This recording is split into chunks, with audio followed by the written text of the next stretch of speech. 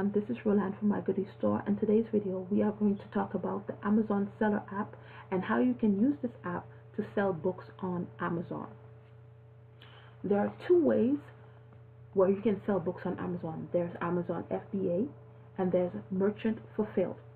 Amazon FBA is when you pack and ship your books to the Amazon warehouse, and Amazon will ship the items for you, and Amazon will ship the books for you when it sells, and if there is a return, they will take care of the return and the refund. Merchant Fulfilled, this is what I do. I keep my books, and when the books sell, I ship it out to the customer, and if there is a return, I will take care of everything. To start, first you would have to download the Amazon Seller app and create an account. You can use your login for your existing Amazon account, or you can create another login. So after you download it and created a login, when you open to this page, and you would go to add product. You click add product, and to scan the books, you always click on this camera icon, and you either scan the barcode or you can scan the title of the book. And I'm going to show you how you can go about doing this. So you always click on the camera. We're going to scan the title.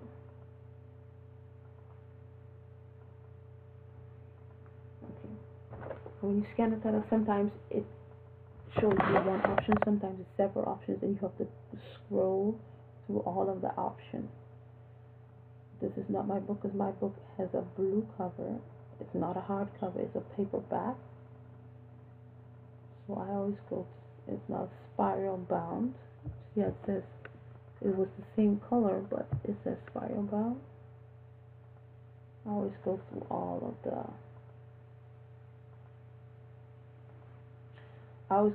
the options, checking all of the checking all of the sales rank. So mine is a 6th edition. It's a paperback, and this is a very good sales rank. It's 766. If it's under a million, the sales rank is how popular an item is and how well it sells. And the buy box price, that means if you price it at this price, your item is most likely to sell. So when I find a listing that is comparable to my book, you have to click on the listing. You click on it, and it gives you options for new and used. The price it gives you the price for new and used. So this is a used book, so I click on used, and usually if the book is under $10, I don't tend to sell it, because even though you have a gross proceed of $501 after fees, you do have to ship the item. Unless you have your own shipping account, sometimes it's not worth it because you're hardly making any money. And when you see this red icon, when you see this red icon, always click on it, because it has a note that you should know. It has a note that you should see. Sometimes you are unable to sell an item. Sometimes you are unable to sell an item in a particular condition. So we're going to click on that. And here it says, I cannot sell the item new or use like new or refurbished. I can only sell it when I'm listing. I can only sell it in these conditions right here. So if I were satisfied with this, I would click on sell. Where you see it says sell, if I wanted to sell it, then it will open up listing details, and it shows you product new, how many books like this are available, new, used, and in a collectible. And condition, this is where the condition, and when you open condition, it gives you the options of the condition of the book that you can sell the item. And then condition note, this is where you would note if there's water damage, if there's creases, scratches, if the dust cover is missing. This is where you put that. And then quantity and your price. seller SKU is usually I just put the title of the book and a number. You can put anything you want. And you just pick the shipping and then you're done. So it's fairly easy to list.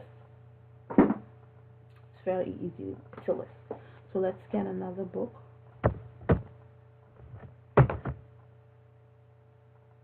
That's the barcode that I used. So with this barcode, it gives you the exact listing that you need. Sometimes it happens, sometimes it doesn't. So this is, it has a fairly good, it has a very good sales rank because it's in the 200,000.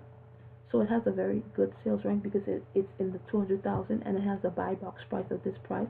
But we always click on the listing, and so as we can see, used, it sells for $10.88, which is over $10, which is good. And after fees, you would be left with $6.46, and it should not cost a lot of money to ship because it's a very light book. So the most you should spend is $3.17. So you should be left over with $3 and some change. If after fees I'm left with $3 and up, I'm satisfied with that because I usually buy my books for 50 cents or $1. So that's very good for me. That's very good for me. And new offers is the same thing as when you go to product details. It shows you how much books like this are available, new and used. So we're going to scan a last book.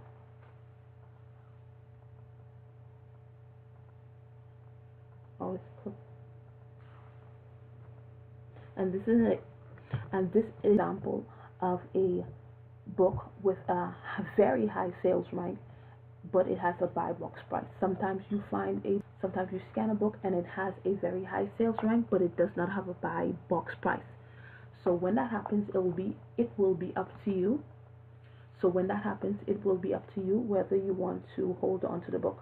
But sometimes it is worth it because when I first started, I would scan books and I did not know the significance of sales rank. So I had so many books, but this one book that I found, it was a Spanish cooking book. And it had a very high sales rank, almost 6 million, but it had a selling price of $199.99. And since it was not a very big book, it wouldn't take up a lot of space, so I decided to hold on to it. And after a year and a half, it sold for $199.99. It sold in January of this year. Let me see if I can pull it up on the camera.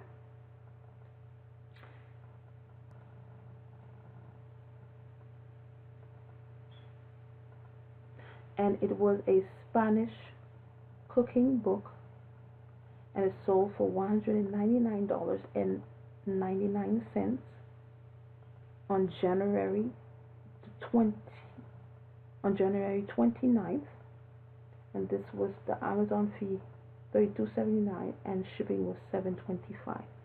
So sometimes the high sales rank do pay off, even though it takes a while. But $199.99 for a book that I bought for $1. I bought that book for $1. That's very good. Even though it took a while, that was very good for me. Process of scanning books to determine if they are worth reselling on Amazon. You can get books from your local thrift store, a bookstore, family or friends, or even your own home, and scan. You are not only limited to selling books, you can sell board games and toys January through September, but there is a qualification process to sell during October, November, and December. But January through September, you are free to sell books and toys or board games, because I also do that. I also pick those up at my local thrift store, sealed ones. You can sell used, but I don't deal with the used because I don't like to count the pieces. So I'd rather buy a sealed game or sealed toy to resell, and the fees for those are not as high as the books are. So if this video helped you in any way, please give us a like and drop down in the comments below if you are a book lover or a bookseller, or maybe you are both. You have a great day or evening.